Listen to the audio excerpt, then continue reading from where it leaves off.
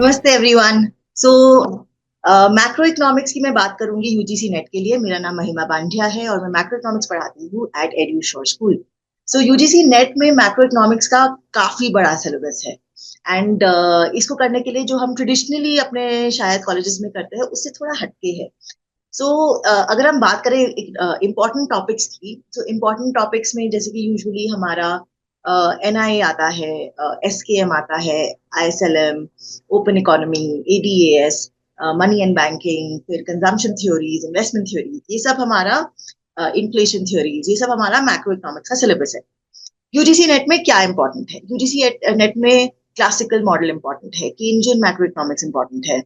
UGC NET में important है simple Keynesian model, ISLM, Phillips curve, ये सब यूजीसी नेट में इंपॉर्टेंट है।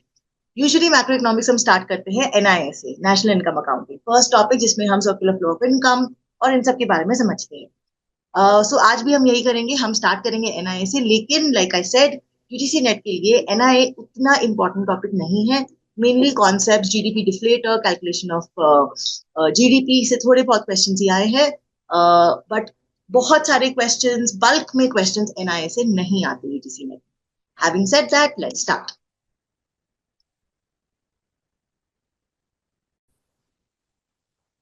ऑलराइट, सो हम पहले इसकी थ्योरी का एक बार रिकैप कर लेंगे क्योंकि एनआईए हम सबने पढ़ी भी है अपने कॉलेजेस में। सो एक बार रिकैप कर लेते हैं और फिर हम थोड़े इंपॉर्टेंट क्वेश्चन सॉल्व करेंगे। ऑलराइट, सो डबल काउंटिंग की प्रॉब्लम आती है एनआईए में। गुड्स को हमने डिवाइड किया हुआ है, कंजम्पशन गुड्स जो कंज्यूमर्स यूज करते हैं, फाइनल गुड्स, कैपिटल गुड्स जो प्रोड्यूसर यूज करते हैं, एंड इंटरमीडिएट गुड्स जो प्रोडक्शन में यूज होता है। Investment addition to capital stock होता है, depreciation loss of value of capital goods होती है, एंड इकोनॉमिक टेरिटरी होती है जब हम एक नेशन की बाउंड्री की बात करें तो वो इकोनॉमिक टेरिटरी हो जाती है। अगर हम जीडीपी की बात करें तो जीडीपी डोमेस्टिक प्रोडक्ट होता है जो किसी भी कंट्री के लैंड या सी जो उसका है उसका होता है, उस पर अगर प्रोडक्शन होती है तो उसको जीडीपी कहते हैं। और अगर कोई प्रोडक्शन किसी कंट्री के रेसिडेंट ने की होती है तो उसको हम नेशनल प्रोडक्ट कहते हैं। तो ये फर्क है डोमेस्टिक एंड नेशनल प्रोडक्ट में, कि domestic product is concern with the geography where it is produced and national product is concerned with the person who's producing it. So there is a difference क्योंकि Indians बाहर जाके भी produce कर सकते हैं and foreigners India में भी produce कर सकते हैं। तो हम किस चीज को कैलकुलेट करें, इसलिए दो मेजर्स है, एक जीडीपी जो जो इंडिया में क्या प्रोड्यूस हुआ वो हमें वो कैलकुलेट करता है, और एक है ग्रॉस नेशनल प्रोडक्ट या नेट नेशनल प्रोडक्ट जो इंडियंस ने क्या प्रोड्यूस किया वो करता है। तो ये फर्क है दोनों में। एक दूसरा बड़ा फर्क है factor cost and market price का। मार्केट प्राइस और फैक्टर कॉस्ट में डिफरेंस है सिर्फ सब्सिडीज एंड टैक्सेस का, कि अगर आप टैक्सेस इंक्लूड करके किसी प्राइस को कैलकुलेट करते हो तो वो मार्केट प्राइस होती है, अगर आप प्राइसेस टैक्सेस एक्सक्लूड करके कैलकुलेट करते हो तो वो फैक्टर कॉस्ट होता है, यानी कि कॉस्ट ऑफ प्रोडक्शन, की प्रोडक्शन में कितना कॉस्टिंग लगा। ये सर्कुलर फ्लो है, ये सब हम पता है कि how goods and money it flows in the entire economy. उसके बाद इंपॉर्टेंट डेफिनेशन जो है वो है लीकेजेस एंड इंजेक्शंस की। लीकेज होता है कि सर्कुलर फ्लो से अगर कुछ चीज बाहर निकली तो, फॉर एग्जाम्पल कि हमने कुछ अपनी सर्विसेज दी, फैक्टर सर्विसेज दी, हमें वेजेस मिली, वो ये वेजेस हमने गुड्स खरीदने में लगा दी और हमने पैसे वापस प्रोड्यूसर को दे दिए, तो ये एक सर्कुलर फ्लो है। उसमें से लीकेज क्या हुई? लीकेज की हमें वेजेस मिले लेकिन हमने वो वेजेस वापस प्रोड्यूसर के गुड्स को खरीदने में नहीं लगाए। सो जैसे कि सेविंग्स, ओके, जैसे कि टैक्सेस, हमने ये सर्कुलर फ्लो से निकाल दिया, हमने वापस प्रोड्यूसर की गुड को प्रोड्यूस करने के लिए वो मनी नहीं यूज किया। ऐसे ही जैसे लीकेजेस होते हैं, इंजेक्शंस होते हैं, what you put back into the circular flow जो पहले सर्कुलर फ्लो में नहीं था, जैसे कि गवर्नमेंट एक्सपेंडिचर, इन्वेस्टमेंट एक्सपेंडिचर, या फिर एक्सपोर्ट डिमांड। सर्कुलर फ्लो में ये एडिशनल इंजेक्शन इनको बोलते हैं जो प्रोड्यूसर के गुड्स को डिमांड को बढ़ाता है बिसाइड्स द सर्कुलर फ्लो। सो ये एक बहुत डेलिकेट साइकिल है कि अगर प्रोड्यूसर कुछ प्रोड्यूस करे तो वो चीज बिके, तो leakages is bad for the economy and injections is good for the economy. दूसरा बहुत इंपॉर्टेंट कॉन्सेप्ट है of stocks and flows. Stocks are those जो are measured at a point in time. अगर कोई भी चीज आप बोलते हो कि ये आज जैसी है, जैसे कि स्टॉक मार्केट की वैल्यू आज इतनी है, आप उसको at one single point in time ही डिफाइन कर सकते हो। But there are certain variables which are flows that you can only define over a period of time. For example, What is the rate of interest? Rate of interest is let's say 8% per annum. So per annum का एक time dimension उसके साथ associated है. So that is why that is called per annum. That is called a flow. Okay, so national income is a flow variable कि उसमें time and time dimension है कि ये हमारी इनकम 2023 की थी, तो एक टाइम डायमेंशन उसके साथ एसोसिएटेड है. ऑलराइट, सो ये हमारी आइडेंटिटी है, national income identity. Output is equal to income is equal to expenditure. जितना हम प्रोड्यूस करते हैं उतना ही हम अर्न कर सकते हैं और उतना ही हम स्पेंड कर सकते हैं.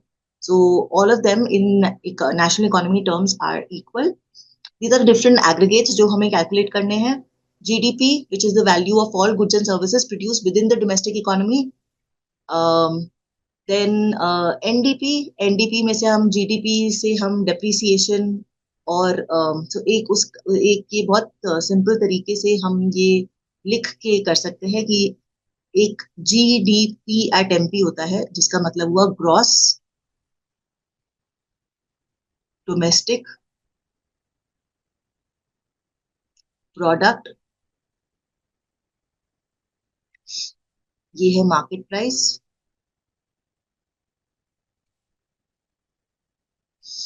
तो ये हर वर्ड का एक मीनिंग है. ग्रॉस, ग्रॉस मतलब होता है इंक्लूसिव ऑफ डेप्रिसिएशन. इसका मतलब होता है gross inclusive of depreciation.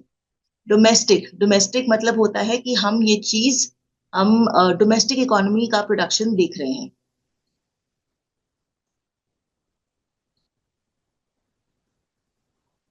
Production in the land area, जो लैंड एरिया होता है उसमें अगर हम प्रोड्यूस करते हैं तो उसको डोमेस्टिक प्रोडक्शन बोलते हैं.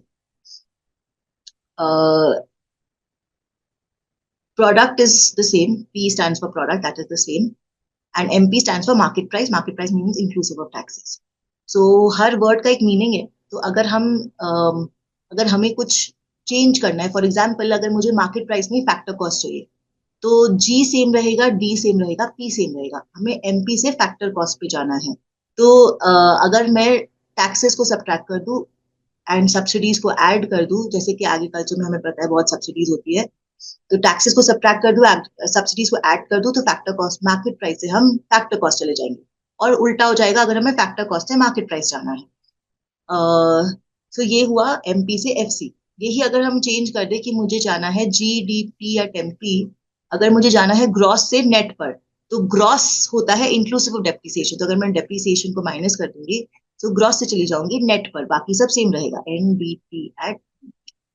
सो डिपेंड करता है मुझे कहाँ से कहाँ जाना है, अकॉर्डिंगली हम वेरिएबल्स को सब्ट्रैक्ट एंड ऐड कर सकते हैं.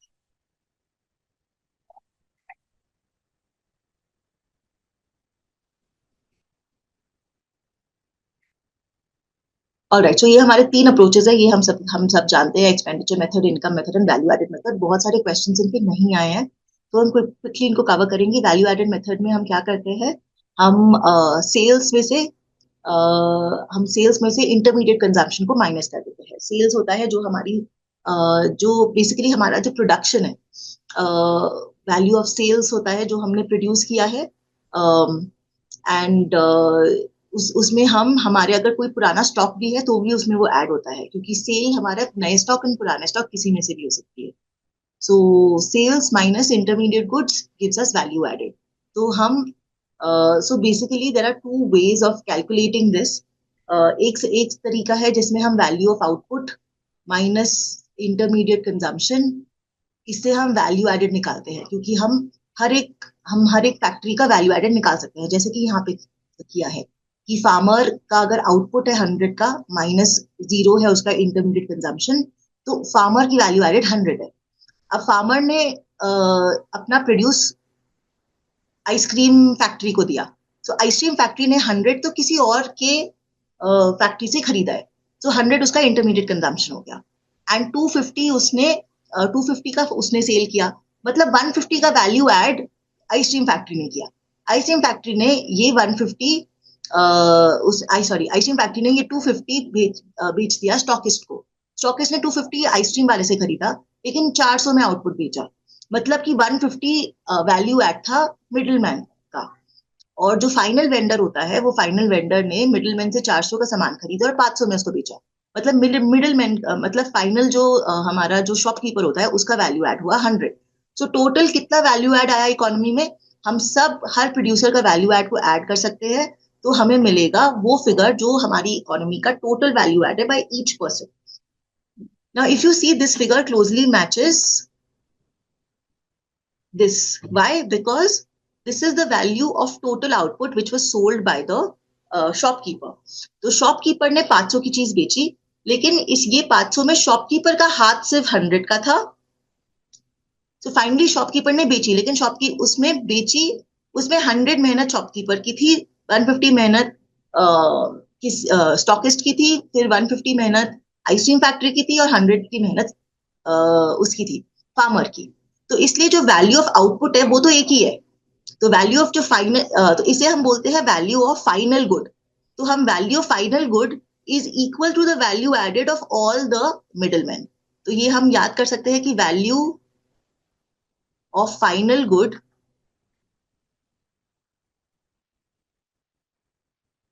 is equal to the value added of all middlemen. इसीलिए दो तरीके हैं यहाँ पे जीडीपी निकालने के. एक तरीका है कि हम वैल्यू ऑफ आउटपुट ले लें, हम एक तरीका है कि हम सिर्फ वैल्यू ऑफ हम सिर्फ वैल्यू ऑफ फाइनल गुड ले. फाइनल गुड मतलब कि फाइनली जो कंज्यूमर खरीदता है, हमें ये मिडिल मिडिल जो गुड्स है जो एक प्रोड्यूसर एक दूसरे प्रोड्यूसर को बेचता है वो नहीं खरीदने, हमें वो नहीं कैलकुलेट करने. सिर्फ जो एक प्रोड्यूसर एक फाइनल कंज्यूमर को बेचता है हमें सिर्फ वो कैलकुलेट करना है, क्योंकि उसमें बाकी सबकी मेहनत आ जाती है. तो या तो हम value of final goods produced in an economy, चाहे वो फाइनल गुड्स कंज्यूमर यूज करे या प्रोड्यूसर यूज करे, मतलब कि जो फाइनली रीसेलिंग के लिए नहीं है, जो कंजम्पशन के लिए है, अगर वो उसे फाइनल गुड्स कहते हैं, तो या तो हम सिर्फ फाइनल गुड्स की वैल्यू कैलकुलेट कर ले, जो थोड़ा मुश्किल होता है. इसीलिए उसको हटा के हम क्या करते हैं, हम हर प्रोड्यूसर के वैल्यू एडेड को ऐड कर सकते हैं. तो हम हर प्रोड्यूसर का वैल्यू एडेड लेकर अगर उसको ऐड करेंगे तो हमें जीडीपी मिल जाएगा. So that's the way of calculating value added by the output method.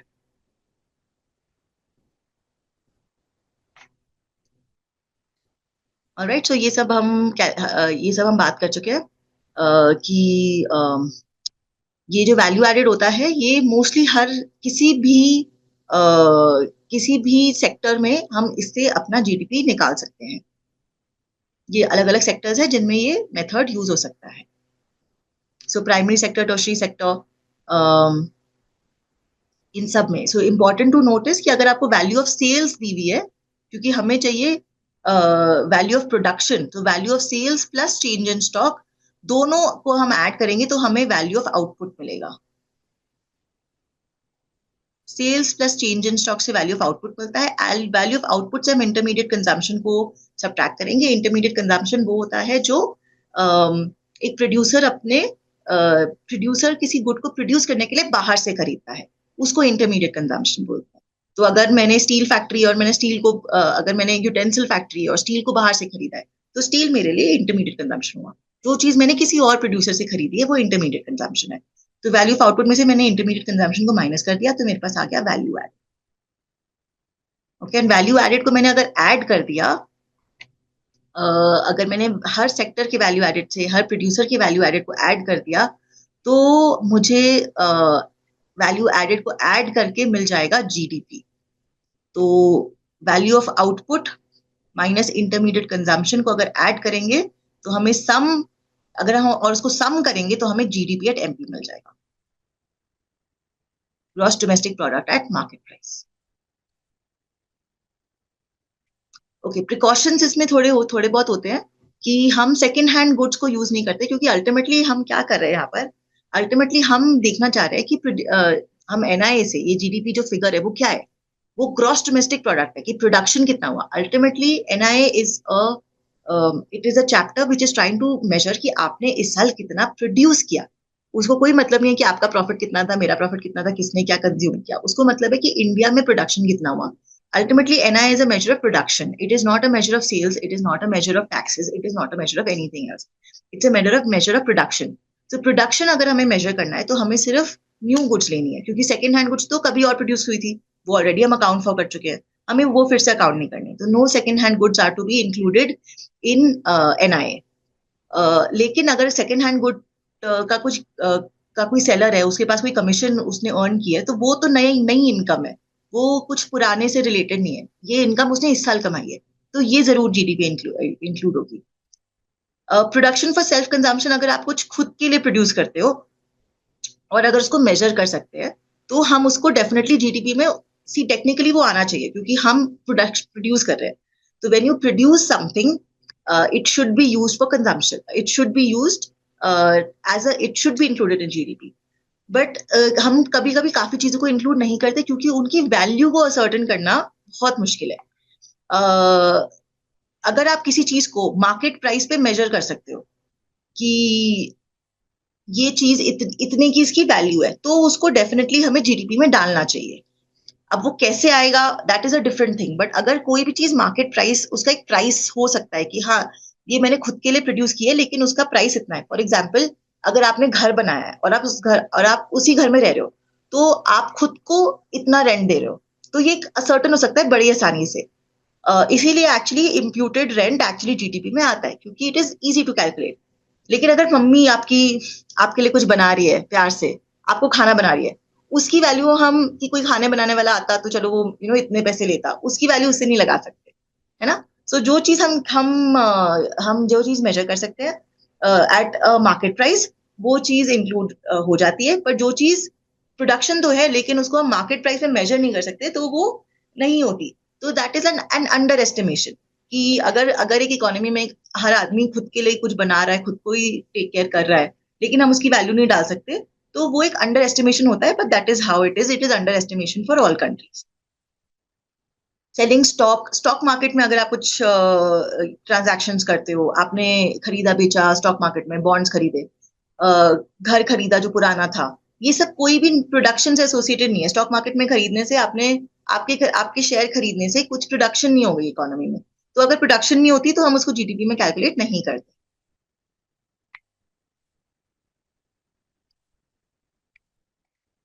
Okay, अगर कोई भी चीज, जैसे वो तो मैंने बोल दिया कि अगर उसका मार्केट प्राइस नहीं सर्टन हो सकता तो नहीं हो सकती। और अगर कोई चीज इस साल, कभी कभी क्या होता है कि कोई चीज पार्ट्स में बनती है, और जैसे कि सपोज करो एक गाड़ी है या घर है, घर को बनने में 2-3 साल लगते हैं। तो अब आप उसकी वैल्यू, नया घर बनाया आपने, पर 2-3 साल लग गए, तो आप उसको, अब GDP में उसकी वैल्यू को कब इंक्लूड करोगे? अगर आप सब कुछ लेट्स से जिस दिन, जब घर जिस साल में कंप्लीट हुआ उसमें इंक्लूड करते हो, तो फिर वो गलत हो जाएगा क्योंकि काम तो हर साल हुआ था। थोड़ा काम एक फर्स्ट ईयर में भी हुआ था, थोड़ा काम सेकेंड ईयर में भी हुआ था, थोड़ा काम थर्ड ईयर में भी हुआ था। लेकिन आपने तो खाली उसका थर्ड ईयर में अगर आप उसकी वैल्यू सर्टन करते हो, तो आप फिर उसको अंडर एस्टिमेट कर रहे हो, क्योंकि फर्स्ट ईयर में जो काम हुआ था उसकी वैल्यू आप नहीं ले रहे। तो एक्चुअली प्रोडक्शन में क्या होता है कि जो चीज जिस साल में प्रोड्यूस हुई है, आप उसी साल उसकी वैल्यू उस साल की GDP में डालते हो। तो अगर आपने आधा घर बनाया एक साल में, तो आधा घर की वैल्यू एक्चुअली GDP में आती है। अगर आपने आधी गाड़ी बनाई, तो आधी गाड़ी की वैल्यू एक्चुअली उस साल की GDP में आती है। तो बहुत सिंपल कॉन्सेप्ट है। अगर आपको कभी भी कंफ्यूजन हो, कोई भी ट्रिकी क्वेश्चन आ जाए कि ये इंक्लूडेड है ये नहीं इंक्लूडेड है, आप सोचो क्या ये चीज इस साल में प्रोड्यूस हुई है या इस साल में इनकम अर्न हुई है, तो फिर वो चीज आएगी, नहीं तो नहीं आएगी। ऑलराइट, नेक्स्ट है एक्सपेंडिचर मेथड। एक्सपेंडिचर मेथड में अगर जैसे हम खर्चा करते हैं, जितना हम खर्चा करते हैं उतना GDP होता है। तो जो डिफरेंट डिफरेंट सेक्टर्स है इकोनॉमी के जो खर्चा करते हैं, जैसे कि C for consumers, I for investment which is business, G for government expenditure, net exports and statistical discrepancy. तो हमें डोमेस्टिक, तो इसमें कभी कभी क्वेश्चन आ जाता है कि क्या हम इम्पोर्ट्स को माइनस करें। इम्पोर्ट्स तो माइनस होगी क्योंकि इम्पोर्ट्स तो हम बाहर से खरीद रहे हैं गुड, हम हमारे डोमेस्टिक इकोनॉमी में तो वो प्रोड्यूस नहीं हो रही। तो इम्पोर्ट्स तो डेफिनेटली उसमें उसका वैल्यू GDP से हटेगा। तो जितना खर्चा CING ने किया प्लस एक्सपोर्ट्स पे जितना आपको प्रॉफिट मिला, माइनस जितना भी आपने इम्पोर्ट किया, वो हमारी GDP है। बड़ा सिंपल सा कॉन्सेप्ट है। इन्वेस्टमेंट, हर टाइप की इन्वेस्टमेंट इसमें इंक्लूड हो जाती है।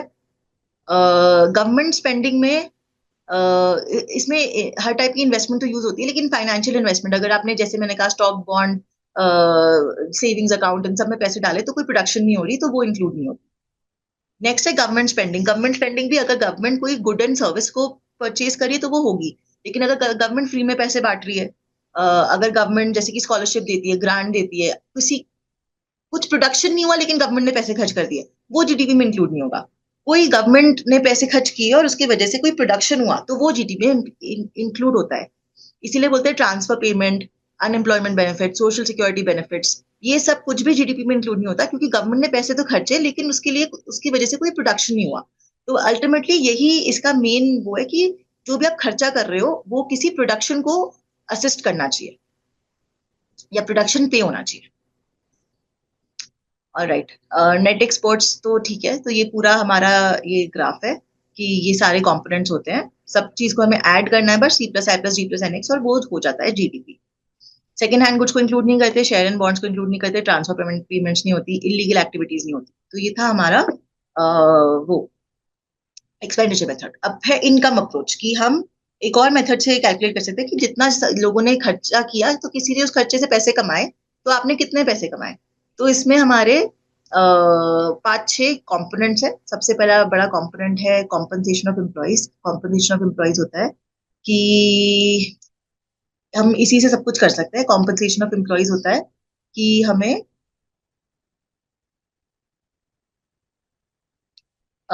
वेजेस कितनी मिली, और अगर हमारी वेजेस वो कैश में भी हो सकती है या हमें काइंड में भी हो सकती है। जैसे अगर हमारा एम्प्लॉयर हमें घर देता है तो वो भी तो हमारे काम की वजह से उसने दिया है, तो वो हमारे कॉम्पनसेशन ऑफ एम्प्लॉयज में जाएगा। अगर वो हमारा हेल्थ इंश्योरेंस खरीदता है तो वो भी हमारे काम की वजह से उसने किया है, तो वो भी हमारे कॉम्पनसेशन में जाएगा। जो जो भी हमारा एम्प्लॉयर हमें देता है वो कॉम्पनसेशन ऑफ एम्प्लॉयज होता है। इसमें कभी ट्रिक क्वेश्चन आ जाता है कि क्या अगर आपके एम्प्लॉयर ने आपको भेजा, सपोज करो आपको वाराणसी भेजा काम से, अब वाराणसी उसने आपको काम से भेजा, उसने आपकी फ्लाइट टिकट किया, होटल किया, तो क्या वो कॉम्पनसेशन ऑफ एम्प्लॉय है? उसका आंसर है नो, वो कॉम्पनसेशन ऑफ एम्प्लॉय नहीं है, क्योंकि वो तो उसने अपने ऑफिस के काम से आपको भेजा है। आपको उसने, ये आपकी अर्निंग नहीं है ना, वो आपके काम के लिए आपकी अर्निंग नहीं है। वो तो जो काम के लिए अर्निंग आपकी होती है वो सिर्फ वही कॉम्पनसेशन ऑफ एम्प्लॉयज में होती है। तो सबसे बड़ा फैक्टर होता है जो हम नेशनल इनकम कैलकुलेट करते हैं थ्रू द इनकम मेथड, होता है कॉम्पनसेशन ऑफ एम्प्लॉयज। दूसरा होता है ऑपरेटिंग सरप्लस। ऑपरेटिंग एम्प्लॉयज के साथ साथ जो लैंड देता है वो रेंट कमाता है, जो पैसा देता है वो इंटरेस्ट कमाता है, और जो एंटरप्रेन्योर है वो प्रॉफिट कमाता है। तो इन तीनों का, इन ये तीनों के हम इनकम को ऐड करेंगे तो उसको ऑपरेटिंग सरप्लस बोलते हैं। और प्रॉफिट जो होता है वो, प्रॉफिट हम 3 वे से कैलकुलेट करते हैं। ऐसे तो ये आता नहीं है यूजीसी में, बट हम जान सकते हैं कि डिविडेंड, अनडिस्ट्रीब्यूटेड प्रॉफिट और कॉर्पोरेट इनकम टैक्स, ये एक्चुअली सारा प्रॉफिट में आ जाता है, क्योंकि ये सारा हमने कमाया है। अब वो बच जाता है वो अलग बात है, लेकिन कमाई तो इन सबसे हुई है, काम तो इन सबसे हुआ है। तो तो ये हमारा प्रॉफिट है, ये हमारा कॉम्पनसेशन ऑफ एम्प्लॉइज है, ये तीनों हमारा ऑपरेटिंग सरप्लस जिसको हम बोलते हैं। और एक होता है mixed income of self self employed, कि जब आप सेपरेट नहीं कर सकते, ये रेंट है, ये इंटरेस्ट है, ये प्रॉफिट है, ये कॉम्पनसेशन है, तो उसको हम मिक्स्ड इनकम बोल देते हैं। तो ये सबको ऐड करके जब हम जो हमें इनकम का मेथड मिलता है, तो ये एक इंटरेस्टिंग चीज है कि जब हम आउटपुट मेथड से हम value added minus intermediate consumption करते हैं तो हमें जीडीपी मिलती है, GDP at MP. Similarly expenditure method से जब हम C plus I plus G plus N X करते हैं तो हमें वापस मिलती है जीडीपी। लेकिन जब हम output method, expenditure method, income method से जब हम compensation of employees plus operating surplus plus हम उसमें mixed income of self employed डालते हैं, तो हमें एक्चुअली मिल जाता है NDP at F C, net, क्योंकि डेप्रिसिएशन नहीं होता इसमें, domestic product at factor cost, इसमें टैक्सेस भी नहीं होते, तो हमें एनडीपी एट एफसी मिलता है। तो ये एक फर्क है जीडीपी एट एमपी में और एनडीपी एट एफसी।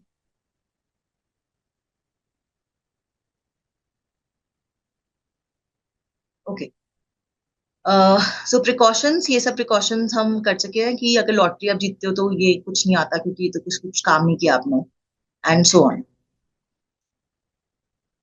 ओके, आपको अगर कुछ भी फ्री में कुछ मिला, वो कुछ भी नहीं आता। अगर आपने, अगर आपको स्टॉक मार्केट में आपने कमाया, कुछ नहीं आता उससे। ठीक है, तो अभी तक हम जीडीपी की बात कर रहे थे, एंड जीडीपी होता है जो, जैसे मैंने कहा कि नेशन के लैंड के अंदर जो भी प्रोडक्शन होती है उसको जीडीपी बोलते हैं। अब हो सकता है इंडिया में सारा प्रोडक्शन चाइनीज कर रहे हैं, या सारा प्रोडक्शन इटालियंस कर रहे हैं, या अमेरिकन कर रहे हैं, तो पर वो सारा जीडीपी में आएगा क्योंकि हो तो इंडिया के ऊपर है। पर अगर हमें जानना हो कि ये तो वो लोग कर रहे हैं, वो तो अपना पैसा बाहर भी ले जाएंगे, तो इंडियंस कितना कमा रहे हैं, उसके लिए हमें कैलकुलेट करने का जीएनपी। तो जीएनपी क्या होता है, हम जीडीपी में से थोड़ी चीजें माइनस कर देते हैं, थोड़ी चीजें ऐड कर देते हैं। तो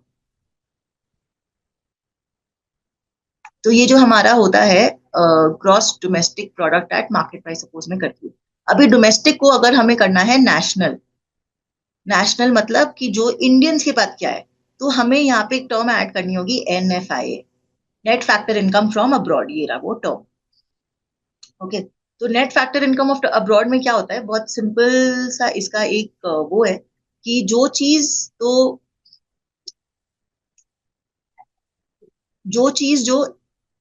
इंडियंस अर्न कर रहे हैं बाहर, इंडियंस अर्निंग अब्रॉड, अब वो कोई भी तरीके की इनकम हो सकती है, प्रॉफिट हो सकता है, रॉयल्टी हो सकती है, वेजेस हो सकते हैं, कुछ भी हो सकता है, जो वो बाहर से अर्न कर रहे हैं उसको तो हम ऐड करते हैं। और जो फॉरेनर्स अर्निंग इन इंडिया,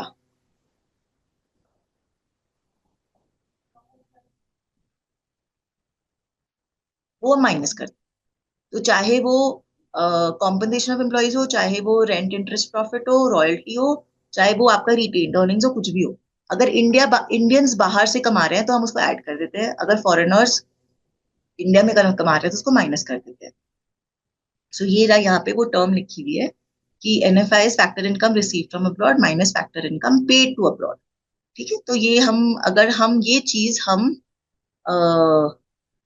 ये चीज अगर हम डोमेस्टिक में डाल देते हैं तो वो फिर बन जाता है नेशनल प्रोडक्ट। तो ये डोमेस्टिक प्रोडक्ट और नेशनल प्रोडक्ट में डिफरेंस है कि अब हम अगर ये चीज ऐड कर देंगे तो वो इंडिया की जीडीपी से इंडियंस की जीडीपी बन जाएगा। ठीक है। अब जीडीपी हमने कैलकुलेट करना सीख लिया, तो अब हमें एक और चीज पूछनी होगी। जब हम इंडिया बोलते हैं कि भाई इंडिया आज 6.5% ग्रो कर रहा है, तो हम किस चीज की बात कर रहे हैं, तो हम बेसिकली जो नेशनल इनकम जो टर्म होती है, नेशनल इनकम टर्म हम बोलते हैं एनएनपी एट एफसी को। नेट मतलब डेप्रिसिएशन नहीं है, नेशनल मतलब कि इंडियंस का है, ये प्रोडक्ट एट फैक्टर कॉस्ट, इसको एक्चुअली हम नेशनल इनकम बोलते हैं, एनएनपी एट एफसी। और डोमेस्टिक इनकम बोलते हैं हम जी सॉरी एनडीपी एट एफसी, इसको हम डोमेस्टिक इनकम बोलते हैं। तो दोनों में डिफरेंस है, एनएफआई का है, बट इंपॉर्टेंटली हम without depreciation and eight factor cost दोनों को देखते हैं।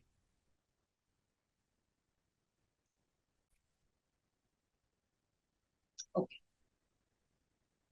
तो ये मोटा मोटी हमारा ये जो इम्पोर्टेंट चीजें थी हो गई है। इसमें थोड़े और एग्रीगेट्स है, private income, personal income, personal disposable income, इतने मैंने क्वेश्चन नहीं देखे हैं। ये एक जो आपका ये एक फिगर है, इसको देखने से हो जाता है। बेसिकली हम क्या करते हैं कि डोमेस्टिक इनकम में से अगर हम जो जो चीज गवर्नमेंट को हम वो करते हैं, वो अगर हटा दे, गवर्नमेंट की इनकम को हटा दे, तो ये आ जाती है income of the private sector. Private sector में इसमें से भी अगर हम वो चीजें हटा दे, देखिए ये एक बार देख लेते हैं कि डोमेस्टिक इनकम में से हम ये दो चीजें हटा दें तो ये होती है इनकम ऑफ द गवर्नमेंट। उससे हमारी आ गई domestic income accruing to the private sector. उसमें अगर हम ये डाल दें कि ये तो हमने जो इनकम अर्न की है प्राइवेट सेक्टर ने, उसको अगर इधर उधर से भी कहीं अगर पैसे मिल रहे हैं, जैसे कि एनएफआई से उसको पैसा मिल रहा है, गवर्नमेंट उसको इंटरेस्ट दे रही है, गवर्नमेंट ने उसको कुछ सब्सिडी दी है, या रेस्ट ऑफ द वर्ल्ड से कुछ सब्सिडी मिल रही है, उसको ट्रांसफर्स मिल रहे हैं, ये सब अगर ऐड कर दे तो ये टोटल प्राइवेट इनकम हो जाएगी from all sources, not just income earn. तो फ्रॉम ऑल सोर्सेज जो इनकम अर्नड है उसको हम प्राइवेट इनकम बोल सकते हैं। प्राइवेट इनकम में से अगर हम टैक्स हटा दे और रिटेन्ड अर्निंग्स जो कॉर्पोरेट्स अपने पास ही रखते हैं, शेयर होल्डर्स को नहीं बांटते, अगर हम ये दोनों हटा दे तो ये पर्सनल इनकम है, मतलब कि ये इनकम मेरे और आपके हाथ में आ गई। मेरे और आपके हाथ में इनकम आ गई तो उसमें से हम अपना टैक्स हटा दे जो हमें देना है, और अगर हम गवर्नमेंट को जो भी कुछ रिसीट्स देनी होती है वो हटा दे, उसको हम नाम देते हैं पर्सनल डिस्पोजेबल इनकम। ये हमारे मेरे और आपके पास है इनकम स्पेंड करने के लिए। अब ये हम कंज्यूम भी कर सकते हैं, सेव भी कर सकते हैं, तो ऐसे हमारा कंजम्पशन और सेविंग निकलता है इकोनॉमी में। क्योंकि ये बहुत ही सिंपल है, इसमें बस एक दो जो टर्म्स है, ये टर्म्स के नाम हमें करने हैं, बाकी जो कॉन्सेप्ट है बड़ा सिंपल है कि हम कैसे नेशनल इनकम से consumption, personal consumption and personal saving पे आए।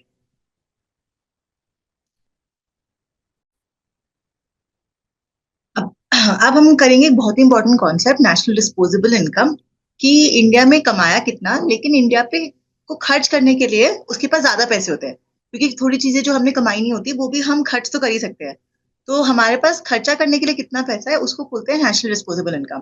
तो सिंपल कॉन्सेप्ट है कि जो आपने कमाया प्लस आपको जो रेस्ट ऑफ द वर्ल्ड से गिफ्ट में मिला, चाहे वो ट्रांसफर हो, मतलब basically transfers only. So national income plus net current transfers from the rest of the world. So एक और चीज में इसमें एडेड है नेट इनडायरेक्ट टैक्सेस, क्योंकि नेशनल इनकम जो होती है वो एनएनपी एट एफसी होती है, बट जो डिस्पोजेबल इनकम होती है वो एनएनपी एट एमपी होती है, plus net current transfers from the rest of the world होती है। सो इसे हम कहते हैं नेशनल डिस्पोजेबल इनकम।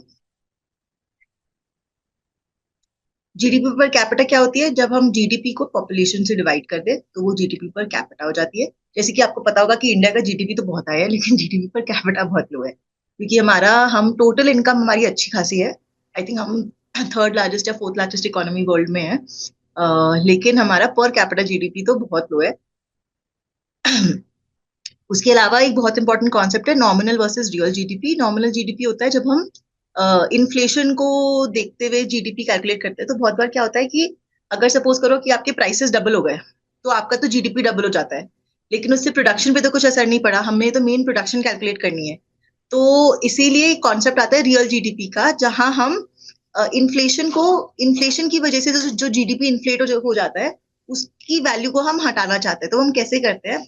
हम क्या करते हैं कि हम, जैसे कि ये आपका क्वांटिटी है, आपने क्वांटिटी ईयर वन में कितनी प्रोड्यूस की, ईयर टू में कितनी प्रोड्यूस की, तो क्वांटिटीज को ऐसे अलग से मेजर करना तो बहुत मुश्किल होता है। तो क्या हम करते हैं कि हम प्राइसेस जो लेते हैं वो हम किसी बेस पीरियड की ले लेते हैं। हम अगर प्राइसेस इन्फ्लेट हो गए हैं, जैसे कंप्यूटर्स है, सपोज करो इंडिया में कंप्यूटर्स पहले भी 1,000 यूनिट बिकते थे, बनते थे, अभी भी 1,000 यूनिट बिकते हैं, लेकिन उनके प्राइसेस डबल हो गए। तो हम जब जीडीपी कैलकुलेट करते हैं तो लगेगा कि अरे जीडीपी तो बढ़ गया, पर उसको हमें क्या करना होगा कि हम क्वांटिटी को, जब हम वैल्यू ऑफ आउटपुट निकालते हैं, तो हम क्वांटिटी को करंट प्राइस से ना मल्टीप्लाई करते, किसी बेस प्राइस से कैलकुलेट कर लेते हैं। ओके, तो इस क्वेश्चन में देखते हैं कि जब हम ईयर ईयर वन की वैल्यूज ईयर वन के प्राइसेस से कैलकुलेट करते हैं तो जीडीपी आता है 15,000। जब हम ईयर टू की वैल्यूज ईयर टू के प्राइसेस से मल्टीप्लाई करते हैं तो जीडीपी आता है 30,000। 15,000 का इंक्रीमेंट, 100% इंक्रीमेंट। लेकिन जब हम ईयर टू की वैल्यूज ईयर वन के प्राइसेस से मल्टीप्लाई करते हैं तो फिर जीडीपी आ जाता है वहीं का वहीं 15,000। यहाँ पे कैलकुलेटेड है रियल जीडीपी। तो इसे इसीलिए हम जब प्राइसेस किसी बेस ईयर के प्राइसेस लेते हैं, जब हम वैल्यू ऑफ आउटपुट कैलकुलेट करने के लिए, जब हम किसी बेस ईयर के प्राइसेस से काम करते हैं, करंट ईयर के प्राइसेस से काम नहीं करते, तो उसको हम कहते हैं रियल जीडीपी। ओके, सो ये यहाँ पे यही कॉन्सेप्ट है कि नॉमिनल जीडीपी में करंट ईयर की क्वांटिटी करंट ईयर के प्राइसेस से ऐड होती है, रियल जीडीपी में करंट ईयर की क्वांटिटी किसी बेस ईयर के प्राइसेस से कैलकुलेट होती है। उसके बाद एक कॉन्सेप्ट निकलता है जीडीपी डिफ्लेटर का। जीडीपी डिफ्लेटर बेसिकली एक कॉन्सेप्ट है जिसमें हम क्या करते हैं कि अगर हमने नॉमिनल जीडीपी को कैलकुलेट किया, करंट ईयर के क्वांटिटीज को करंट ईयर के प्राइसेस से मल्टीप्लाई करके ऐड कर दिया, फिर हमने रियल जीडीपी भी कैलकुलेट किया, हमने करंट ईयर की क्वांटिटीज को बेस ईयर के प्राइसेस से कैलकुलेट किया और ऐड कर दिया, तो उसे जो रियल जीडीपी है, जब हम नॉमिनल और रियल जीडीपी को हम डिवाइड करते हैं तो एक मेजर निकलता है, उसको हम बोलते हैं जीडीपी डिफ्लेटर। जैसे कि सपोज करो नॉमिनल जीडीपी है 200, रियल जीडीपी है 100, तो ये हुआ 2। तो 2 into 100 जब हमने किया तो जीडीपी डिफ्लेटर आया 200। मतलब कि प्राइसेस इतने से बढ़ गए हैं, तो हमने, जब प्राइसेस इतने से बढ़े हैं तो हमने जीडीपी की वैल्यू इतने से हमने कम कर दी। ओके, तो ये अगर डबल नहीं हुआ होता, सपोज ये हुआ होता 150/100, तो प्राइसेस 1.5 टाइम्स हुए हैं, तो हमारा जीडीपी डिफ्लेटर 150 होगा, कि हमें जो भी जीडीपी है उसको 150 से डिफ्लेट करना है। तो ये कॉन्सेप्ट होता है जीडीपी डिफ्लेटर। तो जीडीपी डिफ्लेटर एक सिंपल सा कॉन्सेप्ट है जो बताता है कि आपके बेस ईयर और नॉमिनल करंट ईयर में कितने प्राइसेस हो गए। कितना कितने मतलब कितना टाइम्स आपका बेस ईयर का करंट ईयर के प्राइसेस है, तो डबल है कि ट्रिपल है कि 1.5 टाइम्स है, वो जीडीपी डिफ्लेटर बता देता है बेस ईयर और करंट ईयर के प्राइसेस का डिफरेंस। और अगर हम बेस ईयर अगर हम प्राइसेस को कैलकुलेट करते हैं ईयर ऑन ईयर, तो उसको हम बोल देते हैं इन्फ्लेशन। करेक्ट। सो इन्फ्लेशन होता है कि आप देखो कि करंट प्राइस क्या है, प्राइस इन प्रीवियस पीरियड क्या है, divided by the price of the previous period. So price in 2025 minus prices in 2024 divided by prices in 2024, वो हमारा इन्फ्लेशन लेवल आता है, जो बोलता है हर साल कितना प्राइस बढ़ा। और डिफ्लेटर क्या बता देता है, डिफ्लेटर बताता है कि between the base year and the current year कितना प्राइसेस था। सो ये हमारा कंक्लूड करता है एनआईए की थ्योरी को। अब थोड़े क्वेश्चन सॉल्व करते हैं। All right, March 2023, P1. For the computation of national income by the product method, which of the following sectors are considered? Registered manufacturing, yes. Agricultural, yes. Mining, yes. Unregistered manufacturing, yes. Non-monetized activities are not included in GDP. So A, B, C, D is the answer. All right, question number, this is July 2018. So the GDP deflator is 1110 for the current year. If the GDP has registered an annual growth rate of 15% in the same year, then the rate of growth of real GDP would be. So if it was, let's say 100 in the previous year, current year, the deflator is 110 and 115 is the nominal GDP.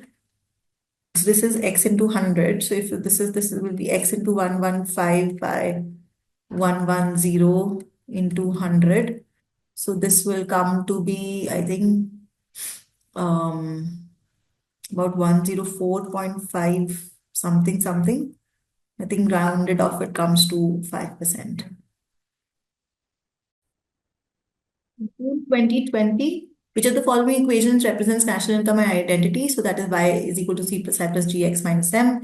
GDP expressed in terms of current prices is called, so current prices is nominal GDP, so that is C.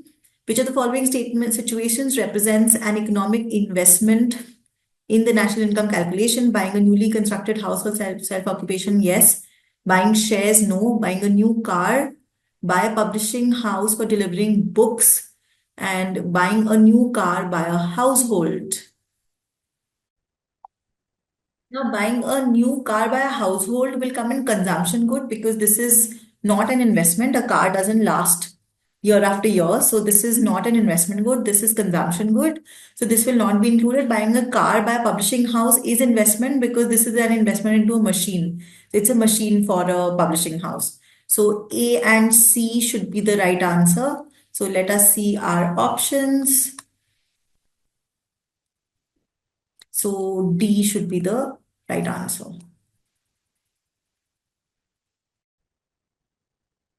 What will be the aggregate domestic income NDP at FC of the economy 22-23 if GDP at MP? So GDP at MP is equal to 27,654.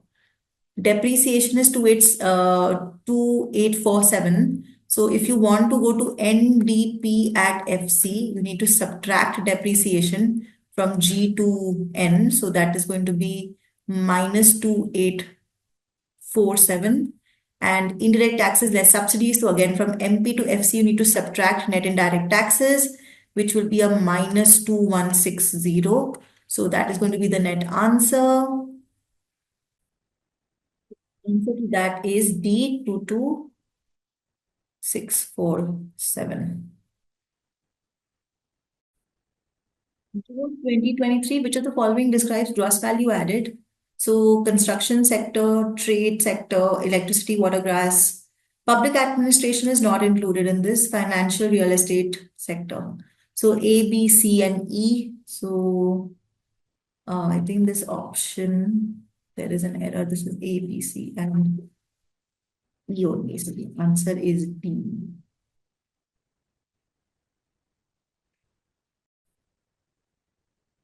In the identity y is equal to c plus I plus d, investment is a function of real income, real interest rate, nominal interest rate. Usually investment is a function of the real interest rate.